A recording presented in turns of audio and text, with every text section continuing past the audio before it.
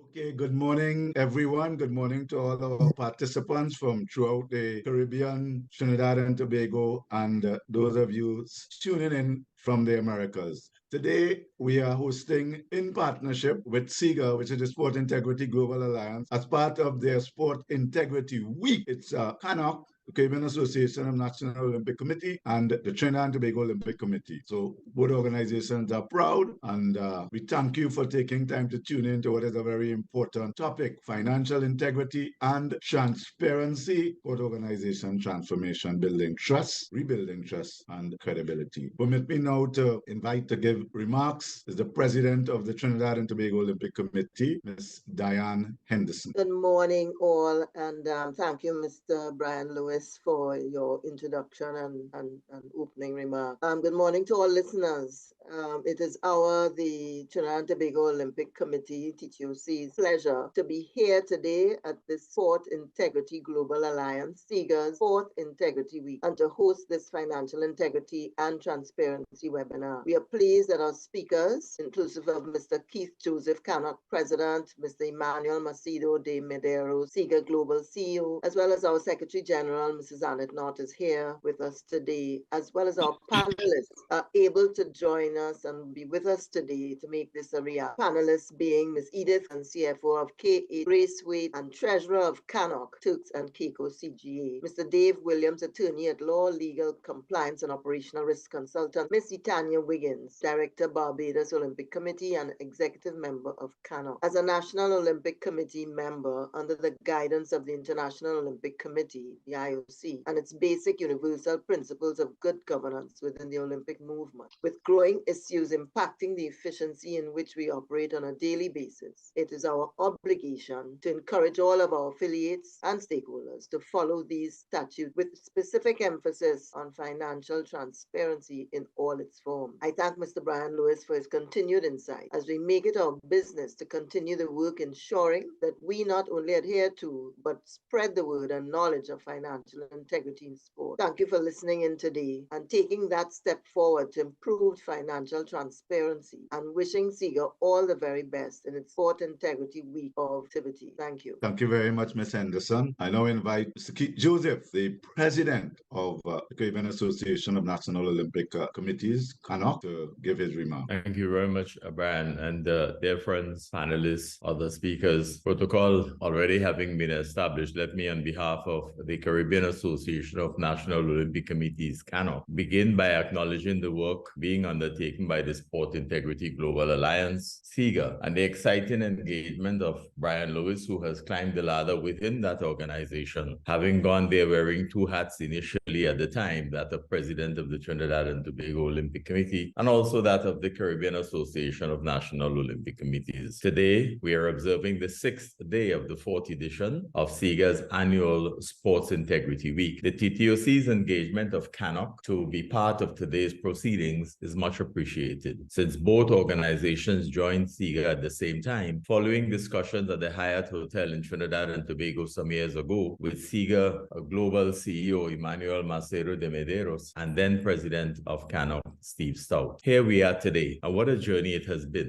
As sporting organizations, we are very much aware of the significant challenges that we have witnessed through decades in respect of sustaining integrity and transparency in sport. Transparency International insists that financial integrity describes the characteristics of a financial system that operates in a clean, transparent, and accountable way. All of us in sport should be very clear that our mandate as leaders and members must conform to this understanding. Importantly, however, in sport, we have also learned that we are engaged in one of the fastest growing industries in the international economy. And with this comes immeasurable challenges to maintain best practices attendant to financial integrity, pressed by the writers of the high-level report on financial integrity for sustainable development on international financial accountability, transparency, and integrity for achieving the 2030 Sustainable Development Goals agenda. The global financial system must be reformed, redesigned, and revitalized so that it conforms to 4 values: accountability, legitimacy, transparency, and fairness. The report further observed that, and we quote, policy shaping the global financial system and furthering financial integrity must be redesigned to adhere to those values mentioned: accountability,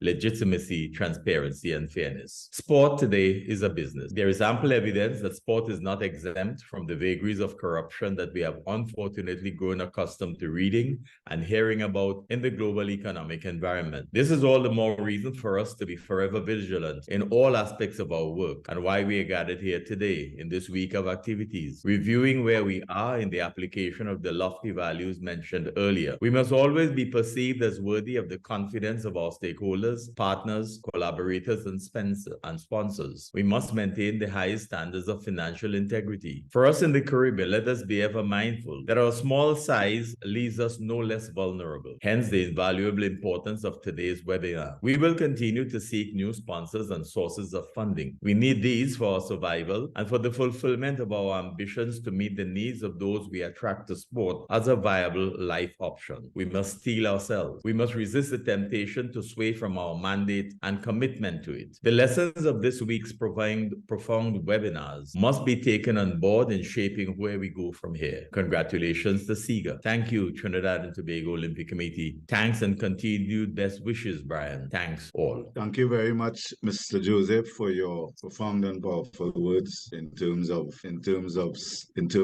you very much, Mr. Joseph, for your profound and powerful words. And folks, we will now go to the panel stage, and let me say some housekeeping rules at the onset. There is only so much we can do in the time allotted for us to stage this webinar as part of Sport Integrity Week. So the intention is to make it as interactive as possible and as conversational as possible.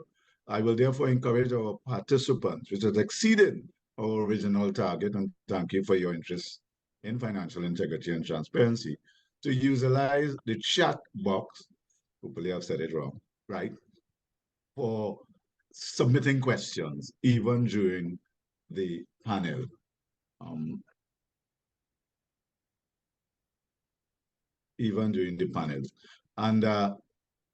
we'll now, before we get into the panel, thank you very much. I'm always open and transparent for submitting a note to me that I forgot the address of Mr. Emmanuel Medeiros, the CEO of SIGA Global. So we will now have the remarks and welcome from Mr. Medeiros, and then revert to the official program. Ladies and gentlemen, dear friends from Trinidad and Tobago, dear friends from the Caribbean. Happy Sport Integrity Week to all of you. And what a week it has been. Real thought leadership, insightful, vibrant debates on sport's current state of affairs, as well as best practice, solutions, reforms to ensure that sport, the sport that we love, is governed with integrity, regulated with integrity, operated and played with integrity. So that sport, in summary, not only is placed at the podium, but is able to exert its invaluable social, economic, culture, and even economic role in today's society and global economy. Allow me to address my initial words to your president, Mrs. Diane Henderson, to thank her for making this important conference possible and putting financial integrity and transparency in sport right at the top of the agenda. Thanks also, Diane, for inspiring so many women and girls in your country, in your region, worldwide, who find in you the incentive, the encouragement, and the evidence that they too can pierce the gender glass ceiling, can make the difference, and can aspire to lead the way forward in dominant positions within the sporting industry. We have such a long way to go. A sport that continues to be dominated by men, a sport that only has 27.9% of women sitting in the executive committees of international sports federation, a sport that cannot remain locked in the past as if we were still in the 19th century. We are not. So we need to advance more, we need to move faster, and we need to ensure that sport is open, accessible to those who have the merits to fight for positions of leadership, because they too deserve to undertake the responsibility that sport entails. Allow me also a special word to my friend Keith Joseph, president of Kano.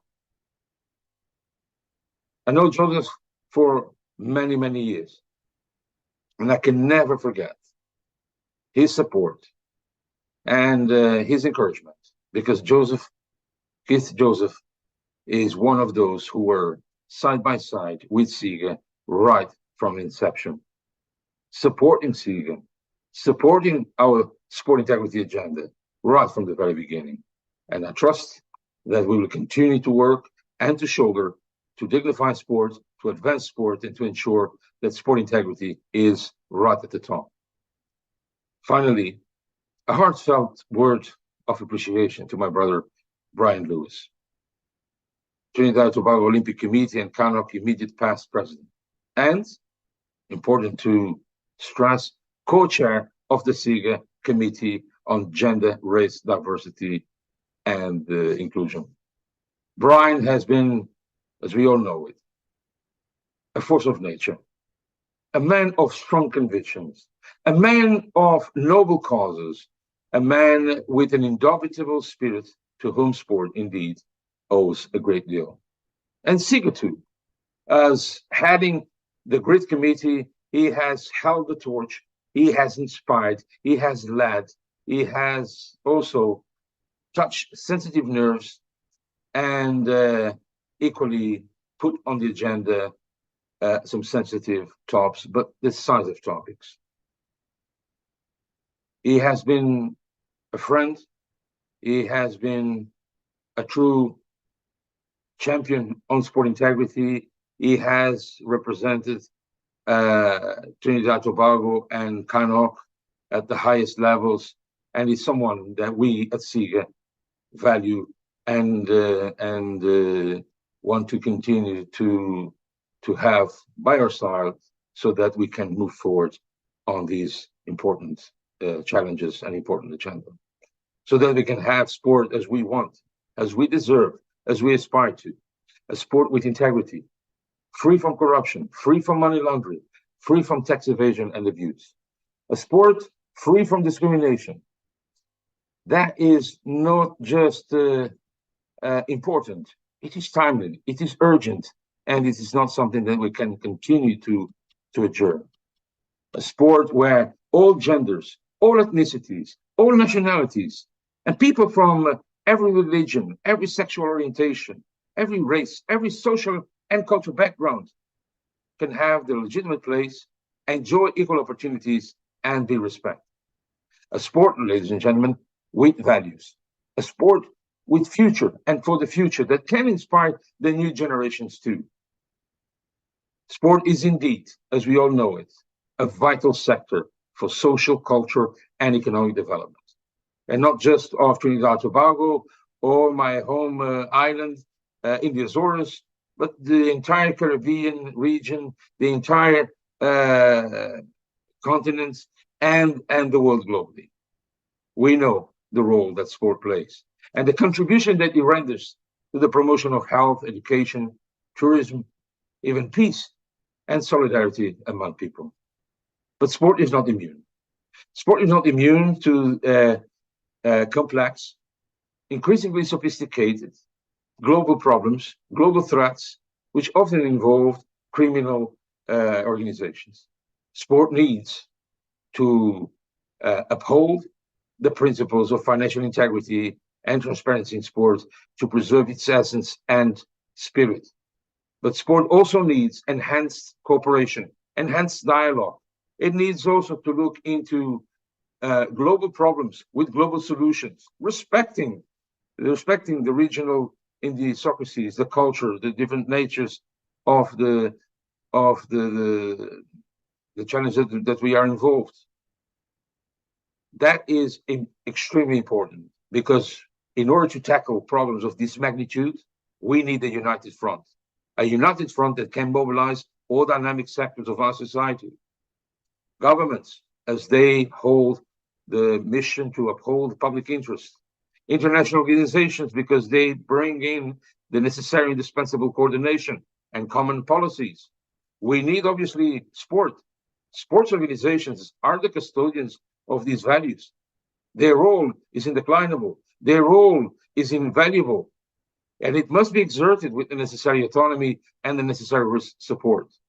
But sport, even if it had all the willingness in the world, is not equipped, does not have the jurisdiction nor the resources to tackle problems of public order.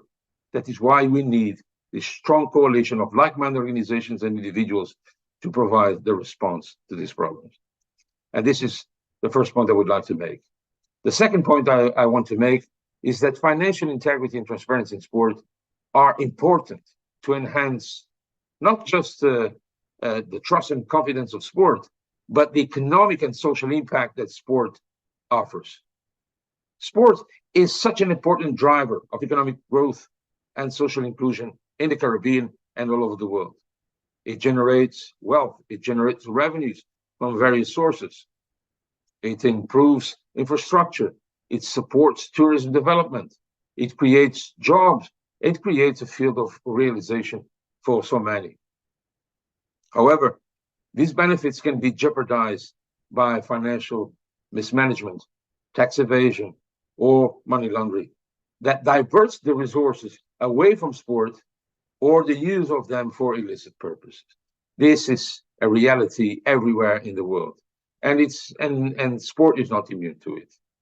These activities not only reduce the potential of sport to contribute to public good, but also expose sport to legal risks and sanctions, as we have seen in the past, and we continue to see today. So we need to bear this in mind. The third and final point that I would like to make is that financial integrity and transparency in sport are necessary to strengthen the governance and cooperation of sport. Sport is a complex and dynamic sector that involves multiple actors and different interests at all levels. It requires effective governance structures and mechanisms to ensure accountability, to ensure participation, responsiveness, and coordination among all parties. However, these structures and mechanisms can be undermined by poor governance, poor regulations, lack of oversight, lack of scrutiny, which allow for conflicts of interest, abuse, or power or influence peddling. These problems not only erode the trust and legitimacy of sports authorities, but also hamper the collaboration and dialogue among sports stakeholders. Therefore, they need to promote financial integrity and transparency in sport as a means to improve the governance and cooperation of sport and restore, uphold, and safeguard the credibility of the whole ecosystem. To conclude, ladies and gentlemen, one final thought. If we really want to achieve these goals, if we really want to work, play, or exert our professional activity in a sector that we are proud of, we need to be agents of change, each and every one of us.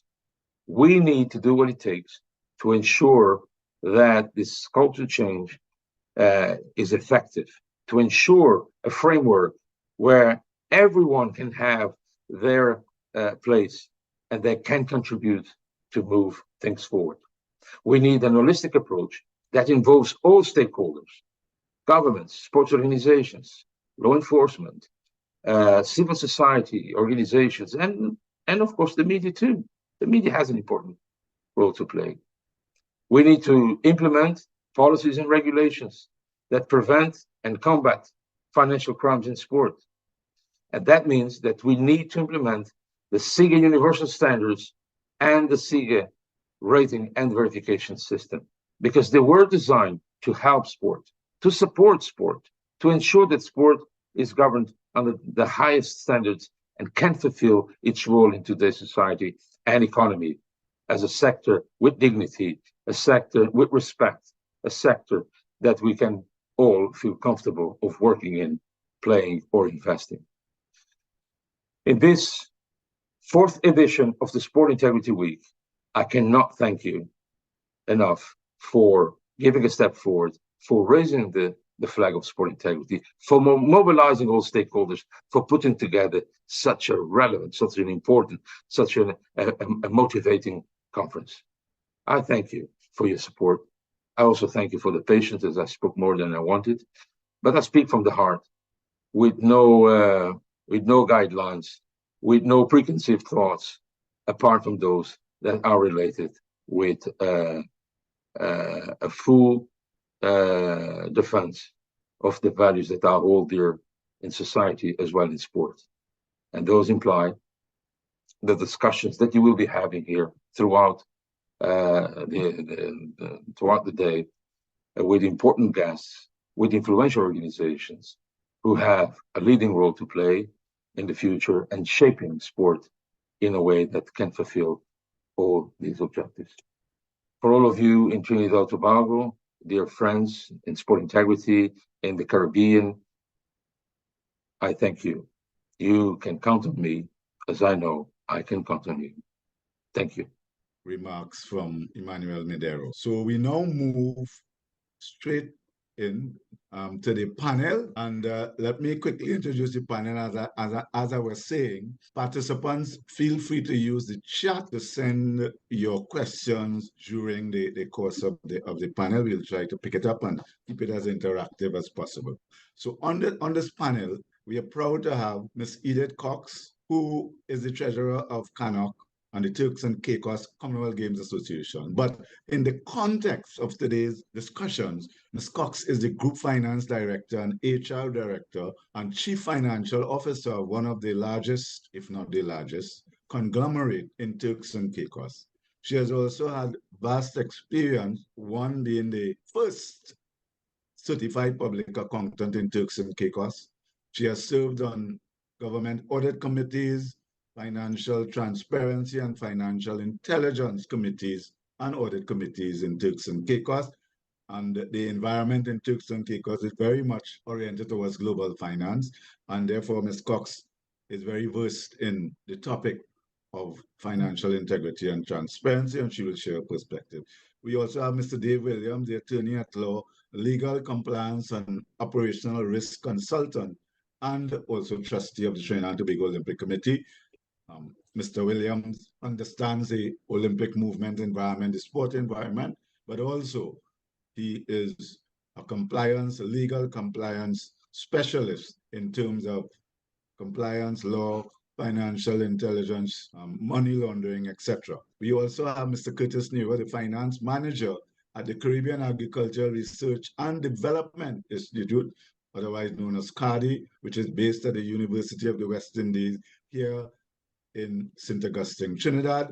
Mr. Nero is the current treasurer of the Trinidad and Tobago Olympic Committee, served previously as the treasurer of the Trinidad and Tobago Rugby Football Union. But most importantly, he has an actual experience of cross-jurisdictional accounting, reporting, and the importance of financial transparency and integrity in terms of responding to not just government, but multilateral agencies. The other panelist is Ms. Itanya Wiggin, director on the Barbados Olympic Committee, an executive member of CANOC. More precise to this particular webinar, Ms. Wiggins is highly qualified in an area that most of us are afraid of, which is mathematics, arithmetic, counting, numbers, statistics. She also has vast experience in dealing with multilateral agencies, having been the project manager of programs such as Agana and others, which have to report to some of the big names that talk very much about financial integrity and transparency. So without further ado, it's now 11:18 and the clock is ticking. We will open the panel, and I would like the panel individually to start with some brief thoughts, and then they could put their perspective further on the question, why financial integrity and transparency? What is it, and why is it important? Thank you, Mr. Lewis, and good morning to our audience, our listeners out there. Thanks for tuning in, and I join Mr. Lewis with the number that I'm seeing is showing up. It just speaks volumes to the fact that people involved in sports want to have financial transparency and integrity in their organizations. So let me first say thank you to SIGA for dedicating a whole week to highlighting the importance of integrity in sports, and this forum, the TTOC and CANAC, for opening the conversation on good governance, including financial transparency and accountability. This is timely as circumstances have necessitated the requirement for more and better financial information. So I hope that at the end of this hour, you would have some takeaways which would be beneficial to the running of your organizations. So financial transparency. When I think of financial transparency, which is one of the hallmarks of good governance, I think of the concept where an organization makes available financial statements or other financial information, which gives clear, accurate, and complete account of an organization's financial performance. You can't have financial transparency without good governance. So that's a set of principles on which an organization is managed and structured, and that promotes good leadership, sound decision-making, and trust. So when we speak to financial integrity or financial transparency, we can't not think about accountability and integrity, financial controls, and trust. So I hope as part of this conversation, we will be able to delve more into financial transparency and what your organizations can do. I plan to speak about what CANAC has done, and then we'll take it from there. So thanks everybody for tuning in, and I hope that we are able to make some inroads into your accounting systems as it relates to financial transparency. Thank you very much, Ms. Cox. I now invite Mr. Dave Williams. Financial integrity and transparency, what is it and why is it important? Right. Thank you very much, Mr. Lewis, and morning to everyone. And rather than being repetitious, because I think my colleague outlined in a lucid manner what financial integrity and transparency is all about. The question then is whether in Trinidad and Tobago and regional, there are appropriate laws to ensure this financial integrity and transparency. If we look at financial integrity to speak to a system whereby there would be honest dealings in financial affairs, comply with the relevant laws. Certainly ensure that there is financial integrity. There must be appropriate laws dealing with money laundering, terrorist financing, conflict of interest. The whole question of transparency, a quick definition in terms of it, transparency is about openness, is about being honest. It is about being able to disclose information so that the recipient can make an informed decision. The question then is, do we have laws that facilitate that in terms of government information? And I think that permeates throughout the region. There is the Freedom of Information Act, there is the Integrity in Public Life Act, there is the Prevention of Corruption Act, and I always indicate to participants that from a legal standpoint, whatever you are involved in, if you're dealing financial integrity and transparency, then all you need to do is to ensure that you have in place the relevant laws, because that's what compliance is about. Compliance is about you complying with the laws that deal specifically with the area in question. And if you're dealing with financial integrity and you're dealing with transparency, then you need to be familiar with the relevant laws that would allow for compliance in those areas. So I hope I have been able to, in a quick way, because there's a time constraint, to synopsize from a legal standpoint where we are relative to the topic today. Thank you very much, Mr. Williams, and we'll keep it moving along. Mindful, as I said, keep showing your questions in the chat. Don't be shy. Mr. Nero. Hey, good morning, everybody. The invitation to be here, colleagues would have, made the introduction and so on. Maybe at this time, I could probably focus a little bit, given that basically financial integrity and transparency was defined, then indicate probably some of the importance of having this type of situation within the particularly sporting organizations. I mean, in life and in all aspects of life, it pervades, but we're focusing here on what would be basically sporting organizations. And an important part of transparency and integrity really is the maintaining of trust. Sporting organizations rely on the support of fans, athletes, sponsors, governing bodies, and therefore financial integrity and transparency allows for the trust. And trust is very important in terms of getting buy-in and moving things along. It also facilitates fair competition, ensuring financial integrity prevents unfair practices like bribery and match fixing, which can undermine fairness and integrity of sport competitions. Attracting sponsors. Very important.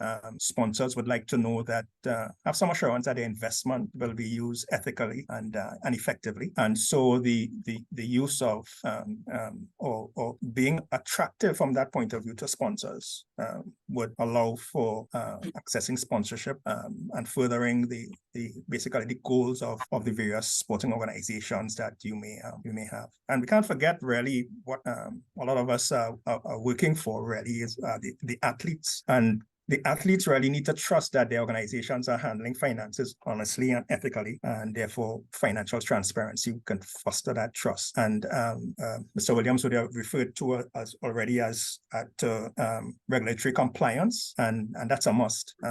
Whether we're talking about audits to verify what we would have done, funds, and because we would have sought funds from them through some sort of application. It allows for that kind of compliance with those regulations, and it's important because it then affords, again, even going back to trust. Sometimes you split these things up into various elements, but they're really all part of our overall whole, and just for convenience, we split them up, but really in terms of looking at aspects of transparency and accountability, it's really one subject, and it pervades through life as well, because it's difficult to separate what would be these aspects that we apply to the organizations without it affecting or being affected by how we actually live our lives. And an important part of this really goes back to the human experience and who we choose to lead our organization. So a lot of attention needs to be paid to, who we choose to lead our organizations. And that's why a lot of institutions would be looking towards, having some sort of a look at people who actually lead them. So I'll hold there for now, understanding the context of time while we go on. Thank you very much, Mr. Nero. You touched on a couple of things which I look forward to the panel expanding on the participants: culture, values, and principles. It is a fact that, as we have seen in many medias globally and otherwise, stakeholders have a concern about, it doesn't matter the quantity of money that they donate or give, but they have a concern about misappropriation, mismanagement, misuse of the funds. So you give funds for X, and the sports administrators find a reason to use it for Y, abuse of credit cards, etc. But in terms of a practical perspective, these are maybe some of the things we would touch on, and I again encourage over 100 participants to feel free to use the question and answer box or the chat box to submit your question. I now invite the mathematician, Ms. Wiggins, to give her take before we move on to the broader topic of the issue of specific issues such as mismanagement and misappropriation. All right, thank you, Mr. Lewis. And mathematician sounds very fancy, but we're all mathematicians when our money doesn't add up. So let's be real about it. I'm just going to bring the perspective more from a realistic and a real world situation, which encompasses everything that was mentioned by my fellow panelists. So in managing a multilateral budget, and those big persons, and drilling it down to a real world practical sense, especially here in the region where checks and balances are not necessarily always what pervades at the higher level. Something very simple happened to me here when I was implementing one of the projects.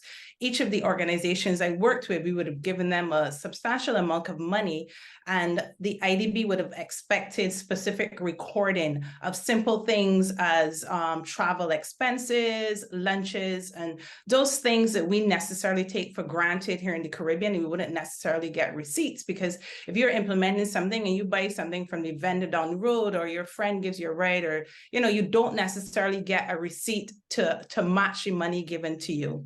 And some of the persons we would have worked with are not accustomed to those practices. So what happened in the program here was that I had an audit, and I think Mr. Williams spoke to the audits, or was it Mr. Curtis or Nero?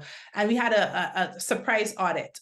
And in a surprise audit, you have to present certain receipts to match spend that was reported. So one of the organizations would have reported that they had lunches up to a certain amount, and they wanted that exact receipt.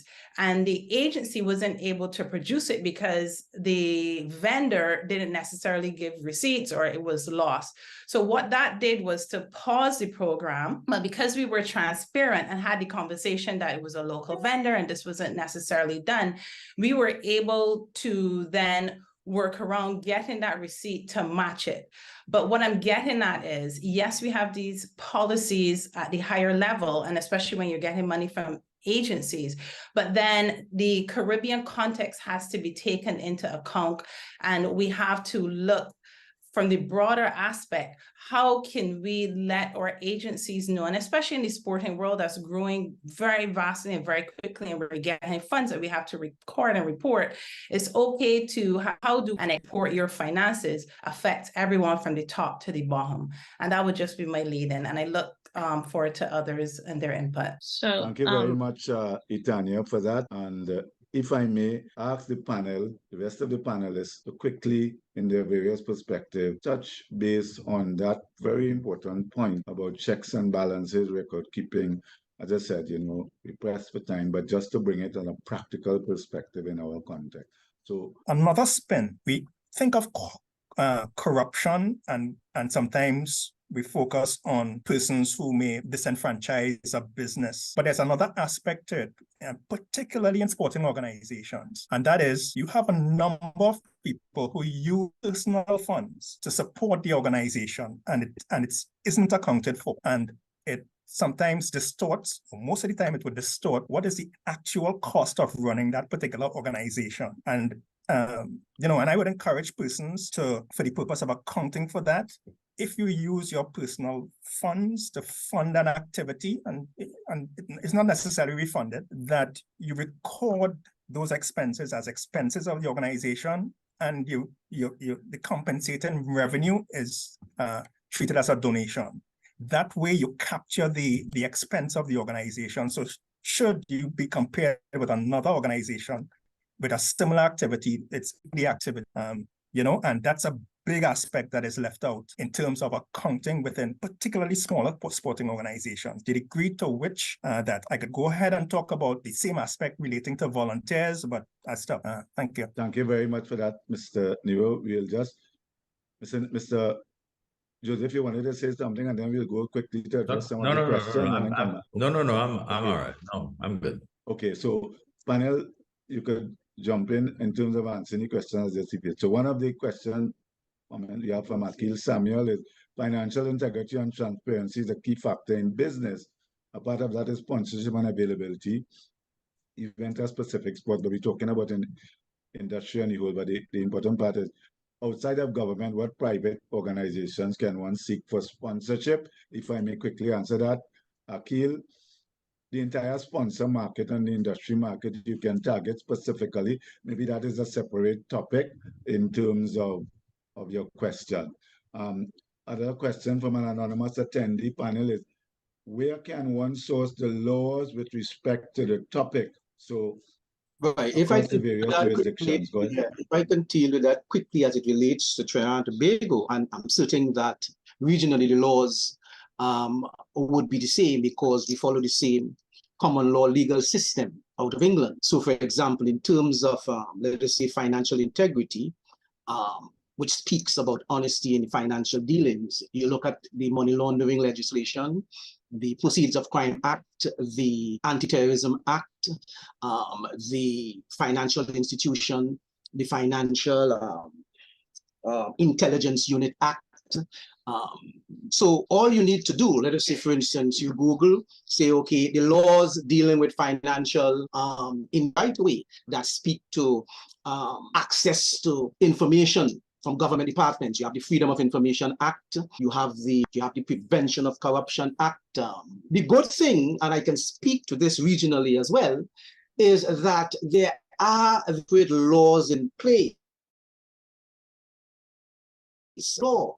And that is where the whole issue of corruption and the whole issue of bribery and so forth take place, because those who are responsible for ensuring or enforcing the law as it pertains to financial integrity and transparency are some of those persons who themselves involve in corruption and bribery. I'm going to summarize a couple of. There's a very important question that came up in the question and answer, but there was a comment about giving the speakers more time. While we appreciate that and we all agree, we are constrained by time. We may expand to another fifth, but it is a concurrence of CANOC and the TTOC. So to the anonymous attendee who asked about that, we really constrained by time, so we understand that. There was a very important point panel made by, if I may, because it is open, Mr. George Leacock. And he says, my experience suggests that the reality is that most organizations are underfunded. So administrators use their own money. That leads to deliberate or accident commingling of funds. So Mr. Leacock will throw it out to the panel, while I know you have said you can expand. For the purpose of this topic, the reality is commingling is a no-no. But I throw it to the panel to respond to the issue of commingling and if it can be justified. May I speak to this point as a grant-funded NGO and commingling? And I think Mr. Nero spoke to it, and he's— Yes, Brian? If I put you on the spot, feel free to say so. No, just tell me what is that again? What is that particular question? Somebody wanted to find out if Olympic committees are required to publish financial statements publicly. And the person seemed to suggest they believe FIFA and CONCACAF require their federation to do so. No, it is an individual situation. Olympic solidarity at the level of the IOC and Pan Am solidarity at the level of Pan Am Sports requires you to account for the funding that they give to you. Other than that, they wish to have you apply good practice. And I think they extrapolate from your responsiveness to the funds that they give to you as an indication of how you generally run your operations. And they continue to provide programs for accountability and transparency, and generally they're applying the principles of good governance. But there's no mandate from them for you to do A or B. That is something that essentially national Olympic committees are asked to do within their own constitutions. What has happened recently, though, is that there has been an appeal from several of the international federations, rather than from the IOC itself, that more effort is made to examine the constitutions of the respective national bodies that they have to ensure that they comply with good governance fundamental principles. In that regard, also, we should say that the IOC, that when you do your constitutions as a National Olympic Committee or make revisions to it, that it is sent to the legal department of the extent of including transparency and accountability with your finances. Okay, thank you very much, Mr. Joseph. Folks, we are at 11:59. There's a general agreement that we will go over and continue on for about 15 minutes, because it seems to be overwhelming demand. The questions and answers are really overwhelming. We'll try to record them and answer them, but in a summarized form, there was a question, and this is to the panel, about further seminars. I'm quite sure with all the heavyweight decision makers at CANOC and TTOC on board this seminar and webinar, and seeing the interest, that certainly it will now be on the agenda.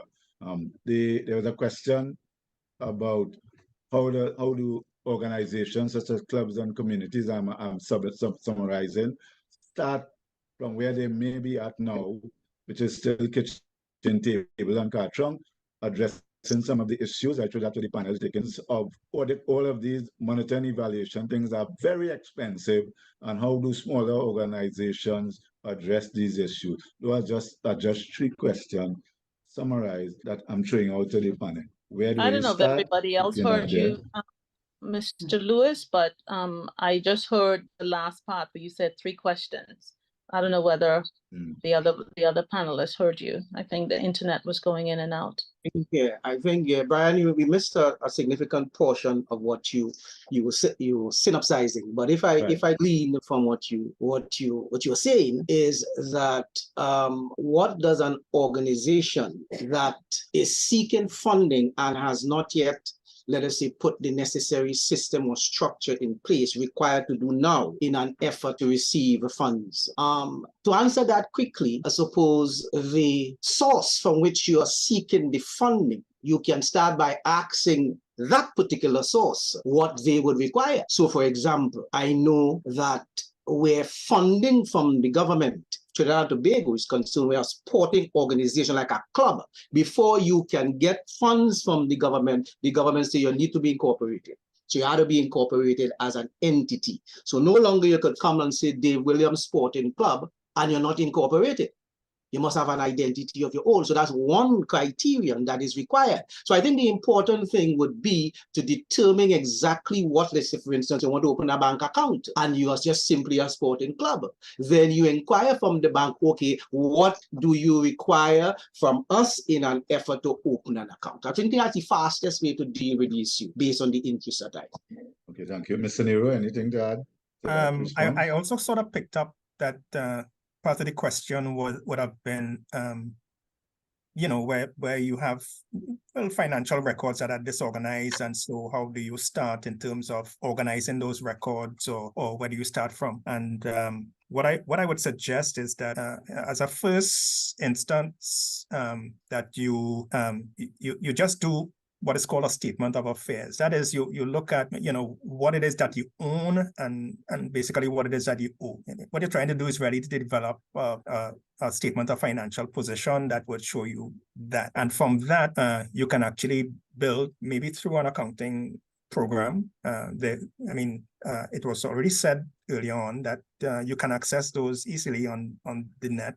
I'm sure you can get some financial help. Even within your organization, there must have been someone who did accounting, even at CXC level to help, or you can seek help that would help put your financial statements together, and you build from there, recording your transactions and so you could even start mid-year. It doesn't have to be at the end of a financial year, and you just build from there. That would allow you the opportunity to organize information that individuals that you're seeking in funding from, if that's the case, would want as a basis for looking at your application. I could speak to Trinidad and Tobago. I know that the Ministry of Sport was offering, I'm not quite sure whether it's at the level of clubs, but certainly you can inquire assistance with regard to that kind of accounting help, even centralizing some of those things. And one of the points really is that, sometimes, and in the long term, this is what we probably have to look at. Everybody tries to do their own little bit, and I'm talking about like clubs and so on, and we really sort of split up and probably duplicating some resources. And maybe one of the things is that we can come together and group for the purpose of having shared resources, and as a result, further our interest and so, because it's difficult. And what you find is that people kind of like work at subsistence level and end up having to really turn the wheel every year rather than being in a position from which they can take off and grow. So it's something that we can talk about in the future. Could I just interject, Brian, quickly? Course, I think one of the issues may well be the origins of these organizations, how they get started. It may just be that a group of guys have an interest in playing a particular sport and they practice it. And then when they want to get into something more serious, they realize that you have to form a club. Where do we get the club structure from? Whose experiences and examples are we going to follow, et cetera, et cetera. And I think that, media always tell us that education doesn't readily sell. So how do we get to those people who may be thinking that their interest in a particular sport would lead them to want to become involved in a club structure of some sort? Do our organizations all have club structures? I know that some international federation like FIFA, for example, had to put the structure in place for organizations to say, if you're not within a club structure, we're not going to fund you. International Basketball Federation has done the same. So from my standpoint, one of the critical things is how these organizations become established. What is the rite of passage that they follow?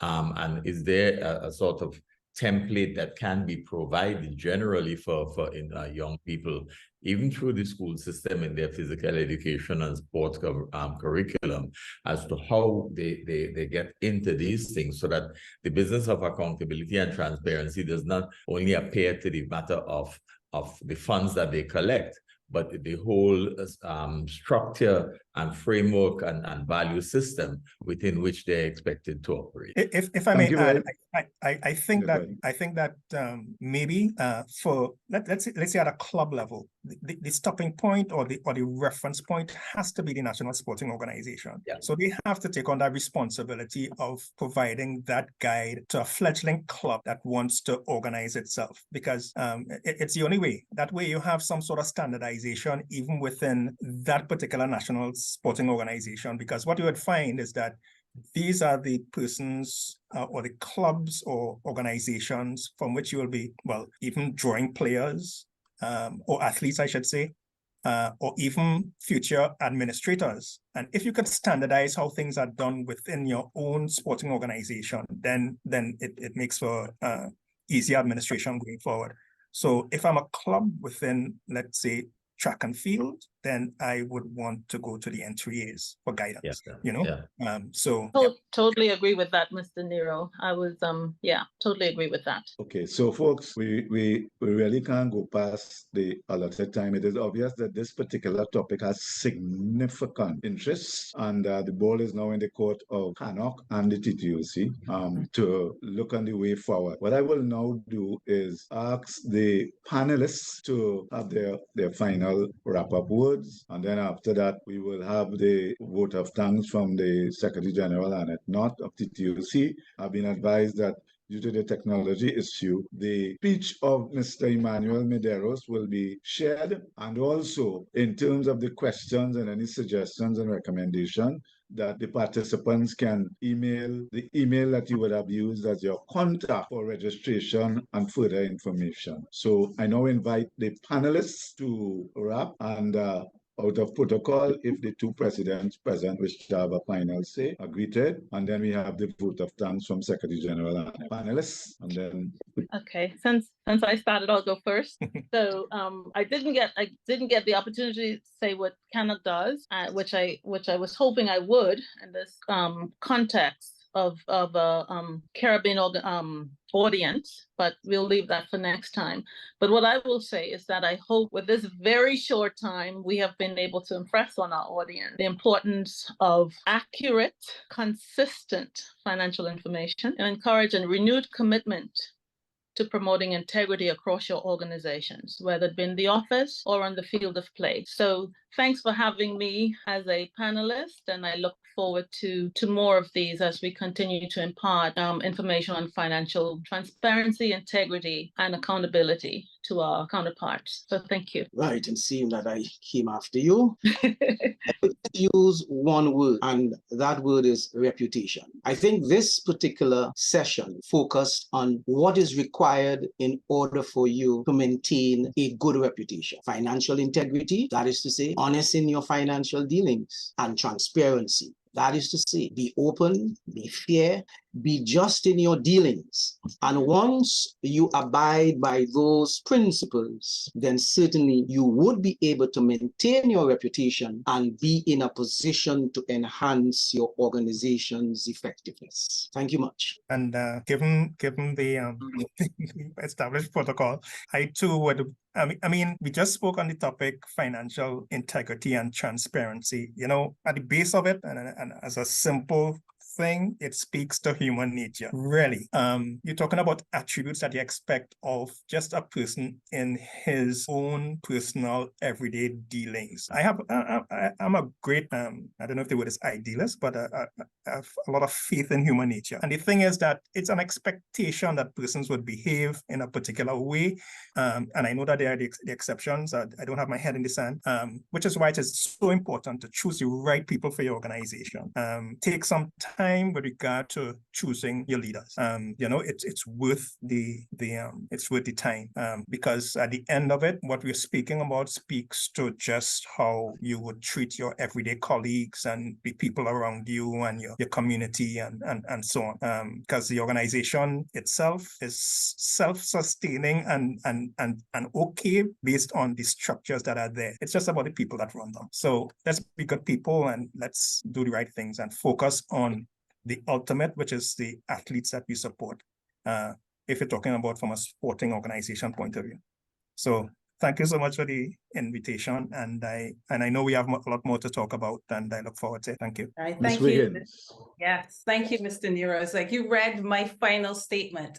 And I really want to say it's not about the quantity, but about the principle and the practices and the people. When we talk about transparency and accounting, I know it's key, but it must be seen in light of our cultural practices that prevail in our region. And we need to bring some of these practices into alignment with the law of the land and the law of the agencies that we're working with, so that we as a people can combat unlawful activity, whether it be deliberate or not. So it's not the quantity, but the principle and the practices. And thank you very much for having me. Thank you very much. So culture, values, principles, and people doing the right thing because it is the right thing to do. President Joseph, you have any parting words? I just want to say that sport does not exist in a vacuum. We live in society, and no sporting organization ever emerges that is not a reflection of the society in which it has emerged. And so the values of many of our institutions are sometimes an indictment of the society in which we live. Because it's a symbiotic relationship, and people will be as much who they are influenced by as much as who they seek to influence. We see it in every social institution. The fact of the matter is that the point that was being made about being very careful in choosing your leaders. Let's not ignore the fact that people have ambitions. People have reasons for wanting to do things, reasons for wanting to get into institutions. And sometimes when we get there, we ignore the social responsibility that we have, because these institutions are in fact contributors to the shaping of the very society from which they have emerged. And so the importance of ensuring that there is an ongoing continuous education process, such as this undertaking, is critical to facilitating the continuous development of our respective organizations and the capacity for us to also engage change, because change, one thing that we're sure we will always have is change. Successive generations and their ideas are going to impact these institutions. And those of us who are now the leaders have to ensure that the kind of examples that we set for those who are coming after us, for our successors, allow them to be sufficiently open and transparent in their dealings as well, even when it comes to talking to us, the older ones, about what we have done and what we are seeking to do for those who come after us. Thank you very much, President Joseph. Culture, a culture of financial integrity and transparency, a culture of financial ethics and good behavior. That is what will build trust. And of course, the responsibility of sporting organizations such as CANOC and the TTOC and NSOs to be best practice examples. If President Henderson is still on, does she have to want some final words? If not, I will invite Secretary General not. So there is Miss Henderson. So I invite you, and then Secretary General Knott to give the Yeah, vote of thank you. thanks. Miss Thank Henderson. you, Mr. Lewis. Very good, this insightful discussion, and Mr. Joseph said it very clearly. I think that all the information that you seek, the audience, as well as we do as well, has been laid before us, and we can call on this information to guide us as well. Constitutions and everybody has said, alluded to, the different processes and the different areas that need attention. And we would, I can say from now that due to the interest that has been displayed here, that we would definitely continue to address this topic and see how we can assist all our sporting organizations and the way forward. So thank you again for joining, and I leave you with the Secretary General. It's about good governance. Mrs. Not a good governance advocate. I've never met a more determined good governance advocate in sport. Thank you very much for your compliments, Mr. Lewis. I'm in the sporting context. I get to blow the final whistle and to say what a quality hour and 19 minutes we've just had. I think that the panel members, every member of the panel in every way has contributed to all of us, that everybody has now had some thoughts, some things to go back on, talking about the humanity, about the legalities of how we operate in sport. But most importantly, I think from SIGA's intervention into sport a few years ago, and to, I have to say, Mr. Lewis's insistent as CANOC president and as a TTOC president to keep involved with SIGA has led us to this morning's panel and seminar in this SIGA week. And we really have to thank all of you panelists for being here, but more importantly, at one point in time, we had 116 participants. And I think that's very important because it means then that people are concerned about finance and good governance. So thank you, everybody. And now 12:20, we're off. And as I said, final whistle blown. So thank you all for attending. Thank you very much, Secretary General. And before you click leave the meeting, folks, remember, send in we'll follow up with the questions as best we could to the email. I don't want to publicly say it, even though you all would have received it in terms of who's the email, where's the email address to send it. But once you registered, you would know. Let me also express significant thanks and appreciation to Lovey Santana and the team at TTOC and Natalia at the CANOC office. Thank you very much.